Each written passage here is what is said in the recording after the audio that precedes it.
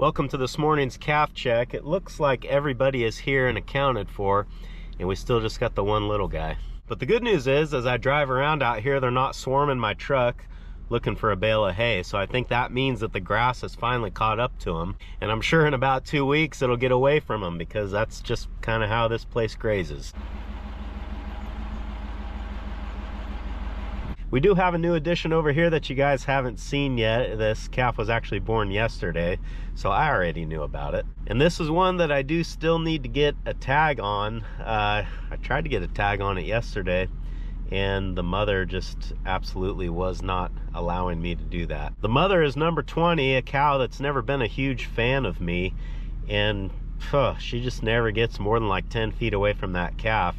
And every time you try to walk up to it, she just puts her head down and starts running at you. Rather than take a trip to the emergency room, I decided to back off and try it again later, and we'll see if we can get that figured out today. Anyway, the plan today is to get a little bit more done here on the alley. I'm actually kind of getting up to where I'm going to need to use this pretty soon, so I kind of need to get it finished. But that works out just fine, because it'll keep me here at the home ranch and I'll be able to keep an eye on the cows.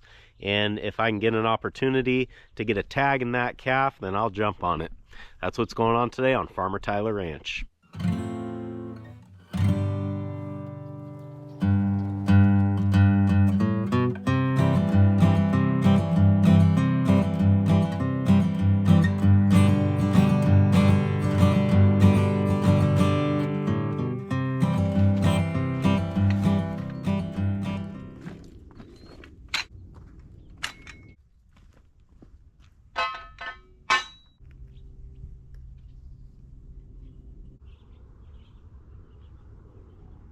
With the pipe stands, the clamps, square tube, and all this stuff, I've got these posts sitting plumb pretty much, I think, exactly where I'm going to want them.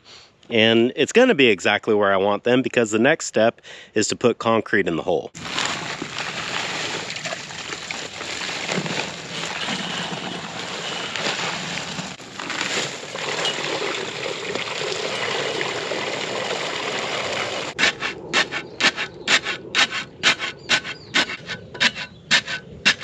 A couple of years ago, I just started pouring the concrete in the post hole dry and then throwing some water on top of it, and maybe I'll mix it up a little bit with a shovel handle or a T-post or something like that. But for fence posts, this seems to work fine, especially in this application where all the posts are welded together, and for one post to move, they pretty much all have to move. So I don't worry about doing, I guess, what you would kind of consider a dry pour for a fence post. If being on YouTube has taught me anything, it's that people have some very strong opinions about how you mix concrete. Like if you're ever at a dinner party, they say you shouldn't bring up politics or religion. I probably would not bring up how you mix concrete either. And as we look at these posts, you might notice that the concrete level is low. It's what? 3 inches below ground level, and I did that intentionally because the next thing that I want to do is build up a form here to make like a small little retaining wall so that I can put a ramp here at the end of the alley. With the plan being that once I get the form built and I'm happy with where everything is, then I'm going to dig down a little bit within the form so that when I pour the concrete, it's not just sitting right on top of the ground. It's sort of down in there a little bit, and hopefully that'll keep it from moving or help it to not crack so bad. Now that's a good example of concrete that I will mix properly, because I do need it to be strong and I want it to look somewhat decent. So let's start cutting up some boards and see what this is going to look like.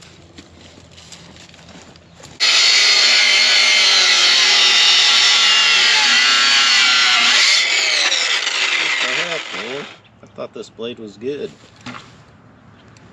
A lot of smoke.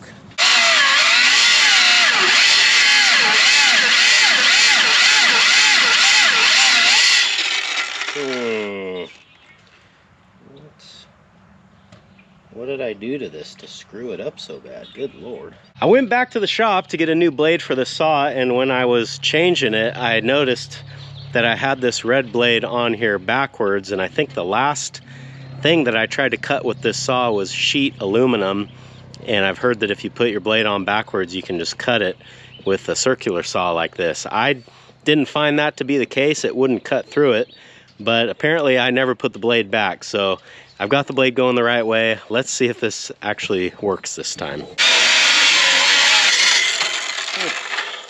Well, imagine that. When the blade's on the right way, it cuts pretty good.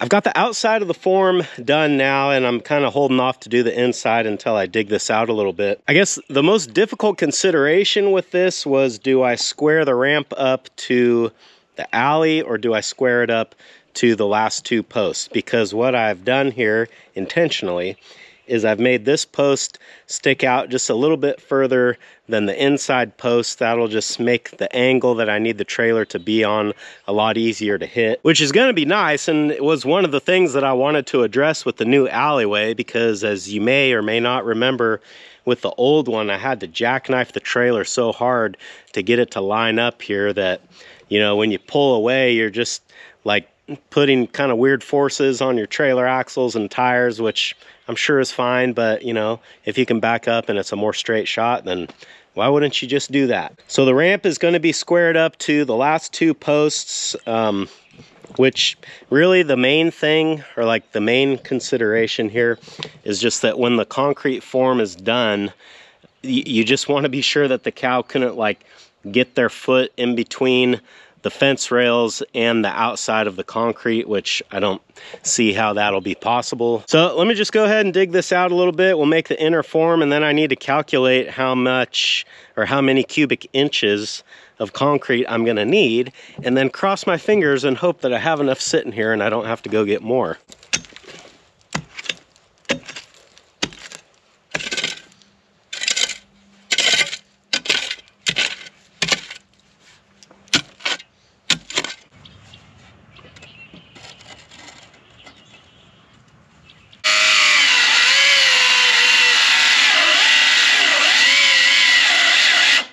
So excuse now.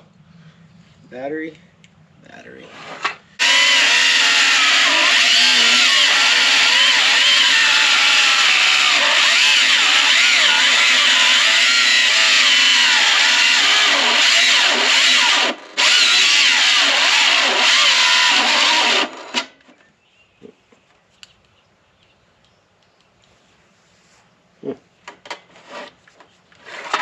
Did I just cook this saw? It's smelling a little funny. Maybe I better let it cool down for a minute.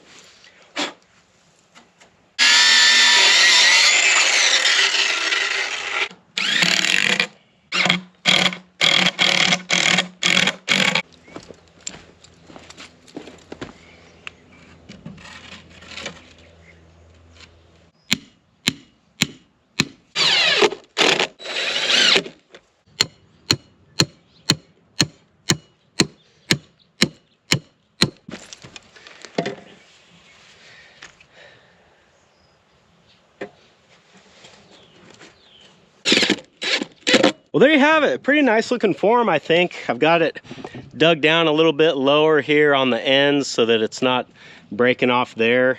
And, you know, I think this is gonna work. It'll protrude out beyond the boundary of the alleyway itself. And then on this side, I'm 7 inches off of these posts, and that'll account for any little bit of angle that the trailer might be at when I back up here. So now the moment of truth, I've got to figure out the volume in cubic inches within the form and then see if I've got enough bags of concrete. I figured that each bag, I wrote it down over here, which is why I'm looking, that each bag has 576 cubic inches worth of concrete according to their slab calculation.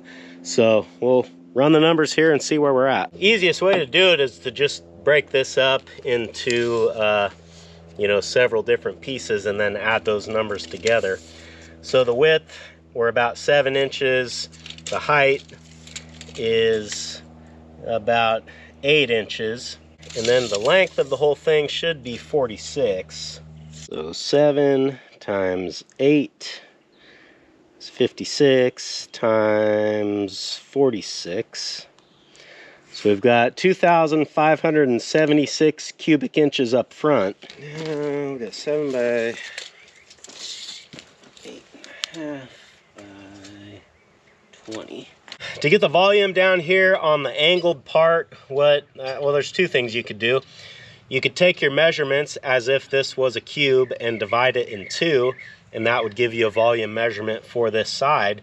But since I know that both sides should be more or less exactly the same, I'm just going to measure this as if it was a cube, and then I don't have to take any measurements on the other side. So what I'm saying is we would go 7 times 8.5 times 18. 1,071 for both ramps. So now just add all these together. 6,027. So 6,027 cubic inches within the form. Obviously, I did not account for the low spots where these posts are. Those are really difficult to measure, so I'm just kind of going by eye, and I'm gonna say that those low spots are gonna use up an entire bag. Well, I haven't run the numbers exactly, but just kind of doing some loose math in my head, I can tell that this is not gonna happen. Each bag is 576 cubic inches, and I've got 9 bags, but because like I said, I think I'm gonna need a bag just to fill these holes. So we'll say 8 bags. So 8 times 576, it's gonna be around 4,000. Yeah, 4,600, and we need 6,000. So we're off. So we need something like 3 more bags. If I was gonna go and buy some, I'd probably just get 5 to be sure that there's enough. But yeah, right now we're short. Oh, it's getting late and I really don't want to go to town, but I really want to get this done today. So I think rather than sit here and hem and haw about it, we're just gonna go. Let's jump in the truck, go get 5 bags of concrete, and then come back and I'll pour this evening. And just like that, we're back. I grabbed 6 bags, and then they also had a couple broken bags at the place that I bought them. So he gave me those for free. So now I've got 8 extra bags, which is 5 more than the 3 that I figure I'm gonna need. But if you've ever poured concrete before, you know that the last thing you want is to not have enough once you've already started. And while I was driving, I got to thinking about putting some reinforcement in here.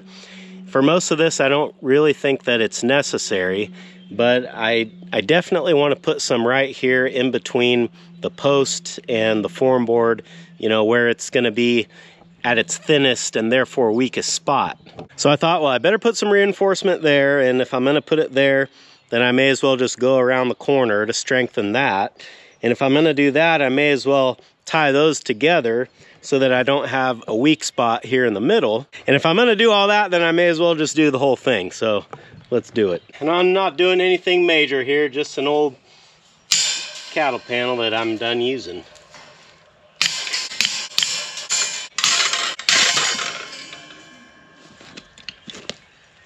So my thought was just to bend this around the corners here. And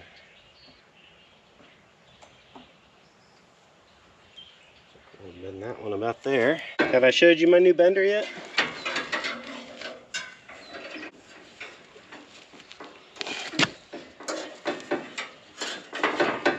Let's see how close I am.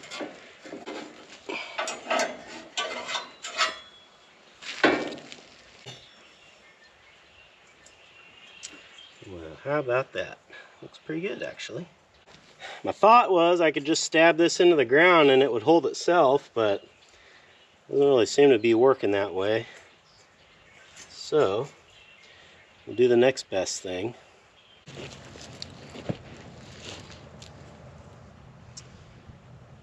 Like that.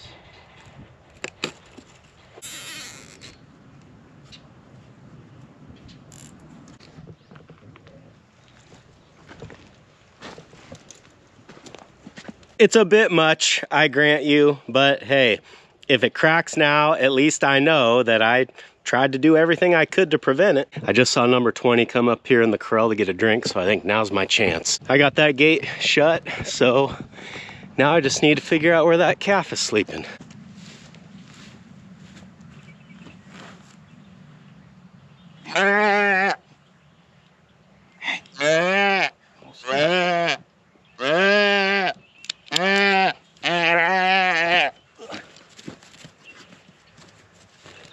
The way that calf was bellering, I'm sure glad she wasn't out here. She is getting all kinds of mad up here at this gate.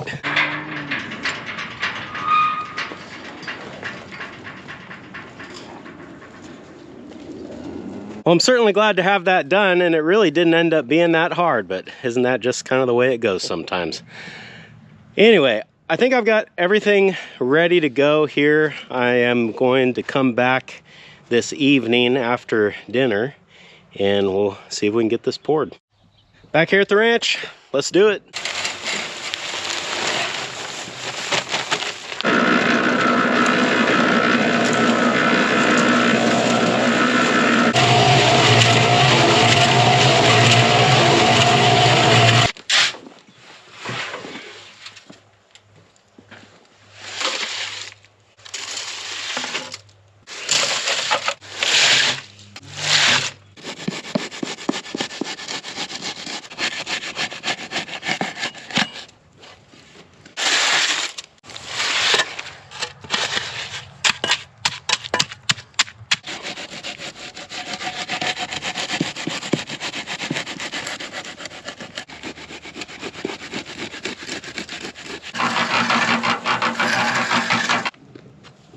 I'm by no means a professional concrete guy. If you've watched this channel for any length of time, you know that. I'm just trying to get this to look presentable, I guess. It's not going to be perfect, and I know. Hardest thing, I think, for me in concrete is that I can just never leave it alone. And right now, it's too wet to try to edge it. I think I need to give it about 10-15 minutes before I can edge it. Then I can walk away from this thing for the night.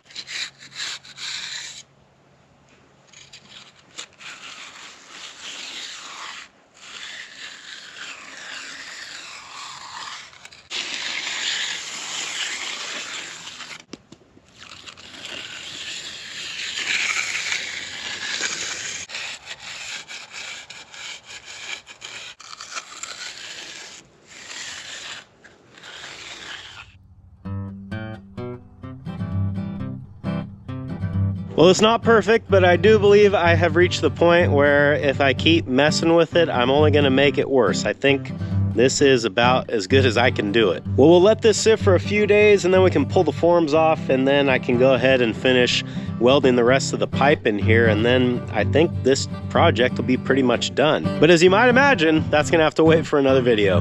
Thanks for hanging out with me today, guys, and I hope I'll see you again on Farmer Tyler Ranch.